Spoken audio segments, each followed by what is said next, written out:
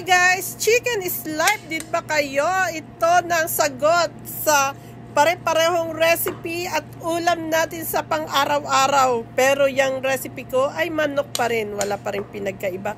Ang pinagkaiba lang yan ay hindi ko inoven yan, day. At bago yung ating recipe. Hayan, tinanggalan ko nga ng dulo-dulo yung pakpak ng manok. Ang sabi nila pangamot raw yan. At hinati ko sa gitna. Ayan, pagkatapos kong hatiin ay medyo diniinan ko ang likod para maputol natin yung bone at ma-platted natin yan. Yeah. Tapos ayan, okay. Ang kasunod niyan ay medyo lamasin natin. Lamas na lamas sa asin. Dati nung bata pa ako, tinuturuan ako ng auntie ko niyan. Shout out sa iyo, auntie ko. Yan ang aking natutunan, ang paglamas ng asin. Minsan ay hindi ako masaya sa paglamas ng asin nung bata pa ako dahil matagal nga siya magpalamas ng asin. Nung tumanda na ako, nalaman ko na maganda pala dahil yung langsa ng manok ay tanggal na at hinugasan nga yung maigi. Hugas na hugas kasi pag hindi, baka umalat yung manok nyo. Ngayon patuloy natin ng 15 minutes. Maglagay ng olive oil sa kawali and konting butter. Alam niyo naman guys, lagi ako naglalagay ng butter pero konti lang. Konting-konti lang talaga. Kasi kapag marami ay masama naman. Prituhin natin ng bahagya. Diba kung minsan nagpiprito tayo ng manok tapos kung minsan nagtutubig siya. Ang sekreto niyan ay patuluin niyo sa strainer ng kahit 15 minutos lang. Patuluin niyo siya. Ayan, tapos ganon, hindi na siya magtutubig. Tapos ayan, mayroon akong pang ang tawag dyan? Hindi ko nakalimutan ko na yan. Kinaskas ko yung bawang ko dyan para pinong-pino. Kung wala naman kayong ganyang pang kayod na yan, ay pwede namang mano-mano. Okay, pati luya. Ipinagsama ko na sa pagkaskas natin. Ayan yung ating luya. Kaskas din. Ay, hindi pa kayo nakasubscribe. Ay, mag-subscribe na kayo. Hit that notification bell button para updated kayo sa aking laging lulutuin. Lingguhan lang yan. Pero kung gusto niyo yung medyo lagi ako mag-upload ay doon sa short. Nag-upload din ako doon ng full video.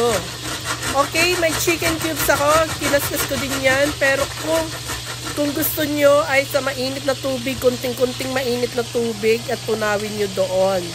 Okay, meron akong lemon. Isa talaga ang ginamit ko dahil gusto ko yung asim ay nanonood dun sa manok. Sinong relate dyan? Sinong gusto ng maasim na manok? So, yan, olive oil, konti lang. Pwedeng canola or mas maganda yata ay yung coconut oil.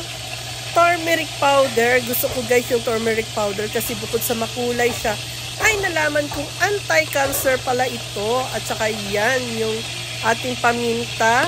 Dry garlic. Kaya naglagay din ako. Ganyan lang ang ating recipe.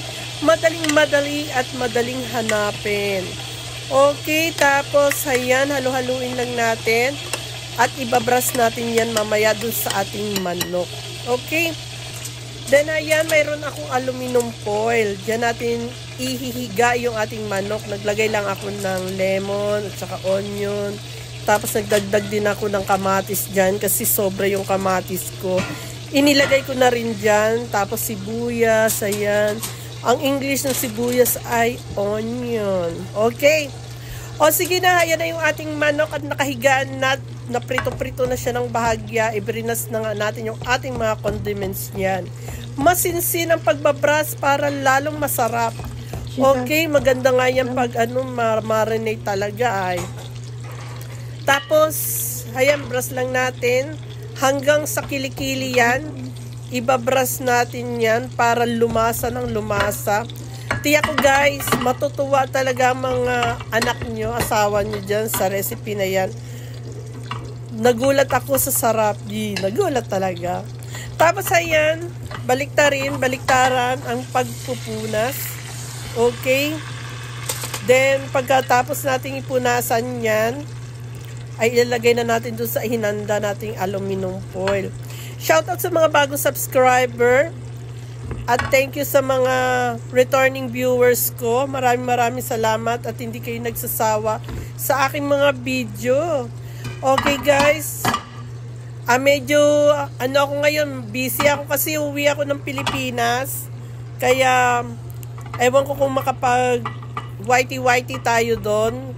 Titingnan ko. Hindi ko ma-promise kung lagi ha. Tapos ayan, may tanglad ako.